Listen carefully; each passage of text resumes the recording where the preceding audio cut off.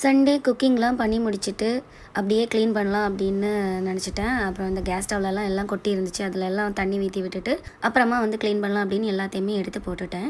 So அதுக்கப்புறம் இட்லி அரைக்கிறதுக்காக உளுந்தும் அரிசியும் வந்து ஊற போட்டிருந்தேன். ஸோ இப்போ இதை வந்து நல்லா க்ளீன் பண்ணி சைடு ஓரம் எல்லாம் க்ளீன் பண்ணி எடுத்தாச்சு. எனக்கு பொதுவாகவே நம்ம வந்து வீக்கெண்டில் தான் இந்த மாதிரி க்ளீன் பண்ணுவோம். ஸோ க்ளீன் பண்ணி முடிச்சுட்டு பார்க்கும்போது கிச்சனே வந்து பார்க்குறதுக்கு அவ்வளோ அழகாக இருக்கும்.